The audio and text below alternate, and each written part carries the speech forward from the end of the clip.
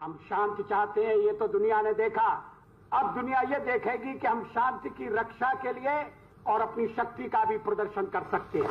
आज कारगिल विजय दिवस, भारतीय लष्कराच्या अद्वितीय शौर्याची साक्ष देणारा, त्यांच्या बलिदानाची गौरवगाथा सांगणारा हा दिवस। सन 1947, 1965 व 1971 अशा तीनही युद्धांमध्ये भारताचा झालेला विजय आणि 1998 मध्ये भारताने केलेल्या यशस्वी अणुचाचण्या यांमुळे पाकिस्तानचा भारताप्रती असलेला द्वेष वाढत होता। याच संघर्षाला पूर्णविराम देण्यासाठी फेब्रुवारी 1999 मध्ये लाहोर येथे भारत व पाकिस्तानने घोषणापत्रावर स्वाक्षरी केली, ज्यात दोन्ही देश काश्मीरच्या प्रश्नावर शांततापूर्ण तोडगा काढतील असा करार करण्यात आला। तरी देखील पाकिस्तानचे तत्कालीन लष्कर प्रमुख जनरल परवेज मुशर्रफ यांच्या सूडबुद्धीने ऑपरेशन बद्रची आखणी केली आणि पाकिस्तानी सैन्याने भारतीय हद्दीत घुसखोरी करायला सुरुवात केली।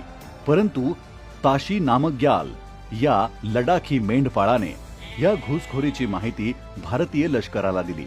पाकिस्तानी हल्ल्याचा हा कट मोडून काढण्यासाठी भारताचे तत्कालीन पंतप्रधान अटल बिहारी वाजपेयीजी यांच्या निर्भीड नेतृत्वात ऑपरेशन विजयच्या माध्यमातून 2 लाख भारतीय सैनिकांनी सशस्त्र लढा दिला आणि अखेर 60 दिवसांच्या अहोरात्र संघर्षानंतर 26 जुलै 1999 रोजी पाकिस्तानी सैनिकांना परास्त करून टायगर हिलसह लष्कराच्या इतर सर्व चौक्या ताब्यात घेत भारत मातेच्या शूरवीरांनी कारगिल युद्ध जिंकले।